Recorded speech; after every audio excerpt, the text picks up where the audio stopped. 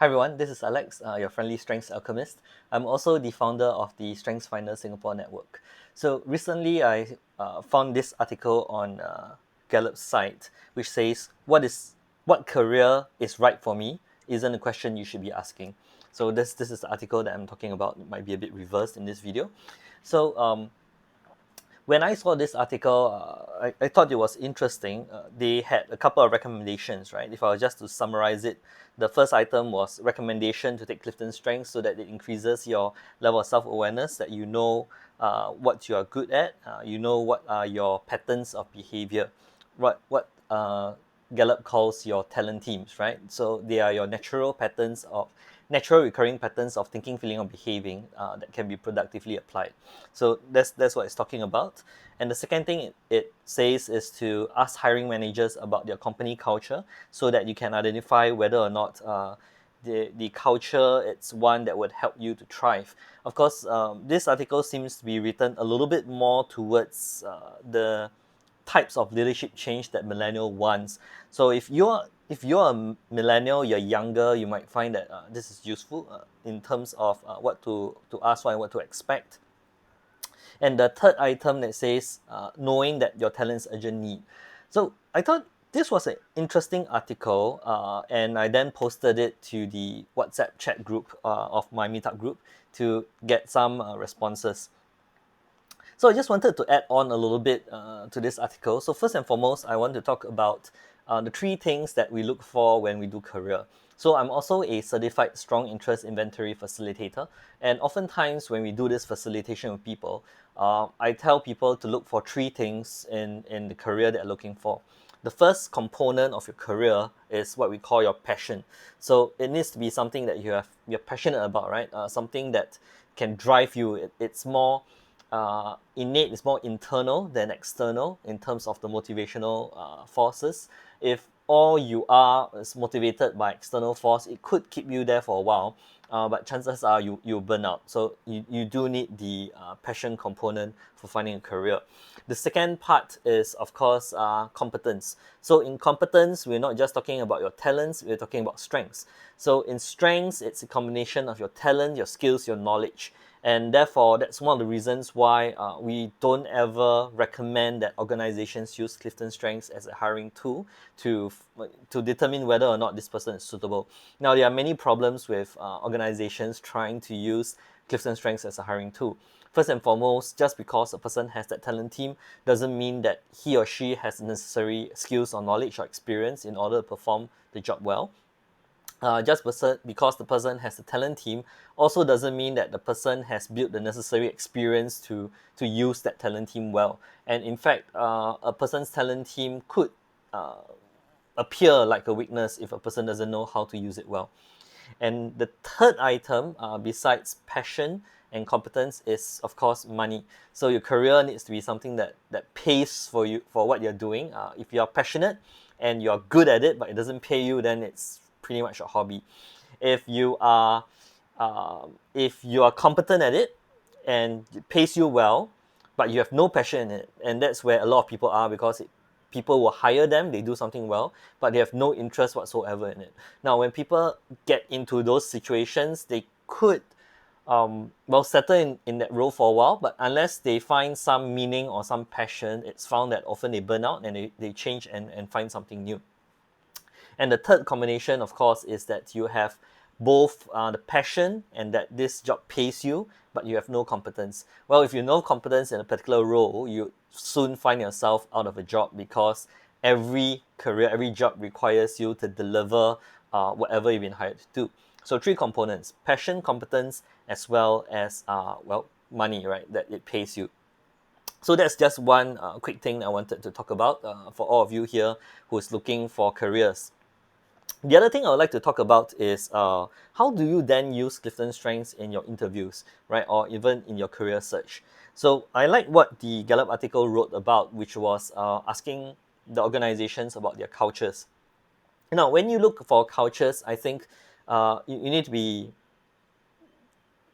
clear about the different levels of culture, right? So you have an overall organizational culture, you have subcultures, and then you have your personal relationship with the manager. So for those of you who are going for interviews, one of the things that would be great is to be clear about what you need in your role. This can easily come from your Clifton Strengths profile, right? So, for example, if someone has ideation as a talent team, this person might enjoy trying new things, experimenting, being in the cutting edge, given the opportunity to think and make new connections, and given the autonomy to go and try things and possibly fail without having any repercussions. So, in innovative organizations, you often find that there's a space carved out for people to experiment, to try, and to fail fast. So it's a little bit like design sprints for those of you who do design thinking. So if you have ideation as one of your talent teams, then you might in fact want to start looking and identifying what are the needs, and start asking your interviewers whether the role as well as the manager's managing style and leadership style allows you to have that leeway, right? Or is able to meet the need of those talent teams. So if you have already done your Clifton Strengths profiles, then I recommend fully understand what those talent teams mean. What do you need? How do you think? What kind of environments it will thrive, and then start asking those questions of your interviewers when you go for interviews. And that's a very important piece. Oftentimes when we go for interviews, we find it's as if the interviewers have all the power, right? And then we are small little ones because we're looking for jobs. Now, if you were to change your mindset a little bit to recognize that it's about you choosing them as much as about them choosing you, that gives you a lot more power. That gives you a lot. That puts you in a position whereby you ask intelligent questions, and you could probably stand out from the other candidates in terms of your confidence and also your self-awareness and the questions that you ask to the interviewers. And I think that's in fact a good thing. Now, some of you might then come and say, hey, look, in this economy, especially now that COVID and people are losing jobs, we cannot afford to be choosy. Yeah, I do agree that oftentimes we cannot be choosy. And you might find that there are some roles that you want to take on even though it's not a perfect fit, and that's perfectly understandable, right? We're not asking you to be idealistic. We do need to make a living and pay for the bills. So in cases like this, then I'll encourage you to start being creative about how your talent teams can fit into a role, and help you to perform at your best. If you can't find that fit and you try to force fit, you might have challenge performing, and you might then also eventually change your role. If you decide to make that a temporary measure so that you can find a better job fit along the way, and before that take on a role that helps you to pay the bills, then that's of course again perfectly understandable. But in cases where you do have the opportunity to look for a role that fits you, then I highly recommend that you try to find that fit for the organization culture, the subculture of your department, as well as the managing and leadership style of your manager.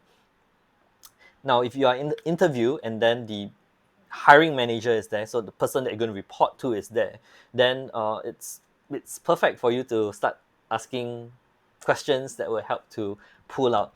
Now, during the discussion in our WhatsApp chat group, right, it said that, well, if you ask the questions of your managers, how do you know that they'll tell the truth? I mean, could you flat out ask the manager if you micromanage people?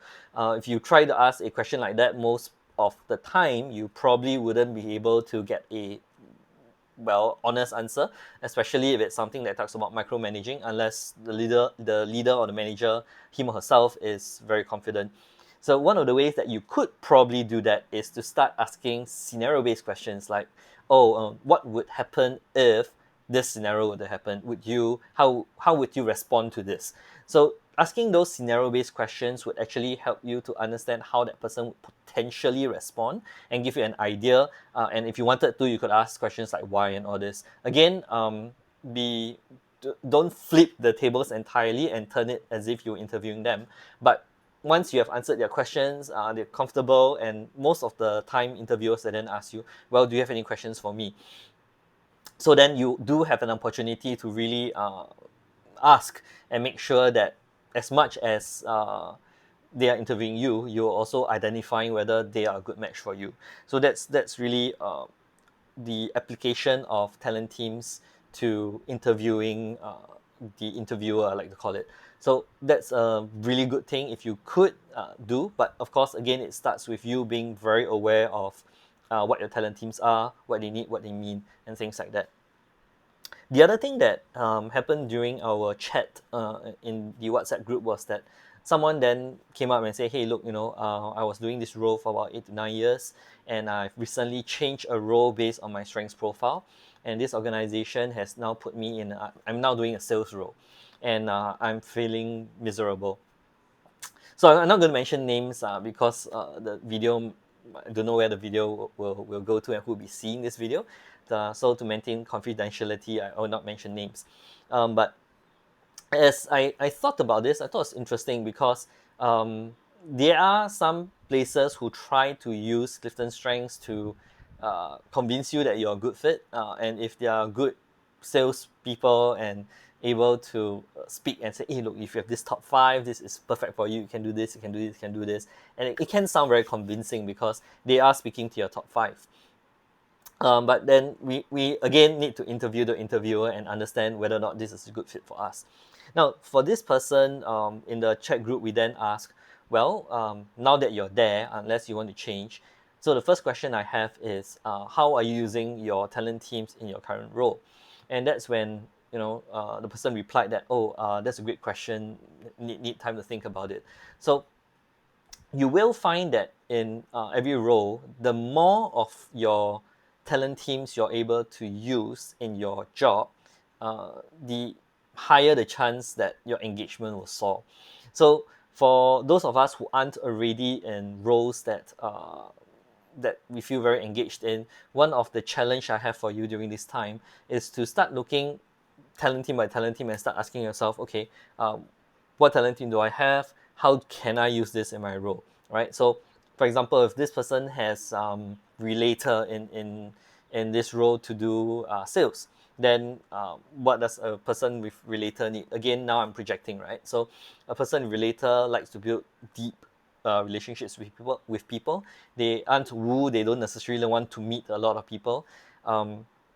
So one of the things they could do is, well, maybe bring a friend along so that as they do it, the person does it with someone. So that is one way that you could then increase your engagement when doing sales. Or the other way is also, well, find of all the clients that you have. So now I'm speaking to you. For all the clients that you have, which client would you want to build a deeper relationship first, right? And then how can you build that relationship, and how can you then uh, enjoy that sales process with this person? And you'll find that with deeper relationships, you could then ask for referrals and hopefully continue to build relationships with people who can then either upsell you, refer you, or give you repeat sales. So that's just an example of how you might use Relator. Either use Relator by bringing someone along, or you build deeper relationship with your existing clients and things like that. So be creative about how to use your talent teams. And you could just take a piece of paper, write down what are my top 5 talent teams, and then what needs do I have, how can I use this, and try to build something up. And that might be useful for you. All right, so just very quickly wanted to speak on these items. I hope you found it useful, and well, if there are more things to discuss, let's bring it on the chat group um, or even wherever you see this video, and let's have a conversation about it. Now, for those of you who aren't already part of Meetup group, again, I highly recommend that you join us in a Meetup group. Now, with the situation, we're actually trying to go virtual, so it's much easier to get online and just have a conversation, have Q&A, or even run through some activities through Zoom breakout rooms, right? Which allows you to have deeper conversations with each other. So that's all I have for today. Thanks for staying with me till now. And well, again, send any questions you have to me. Speak to you again. Bye.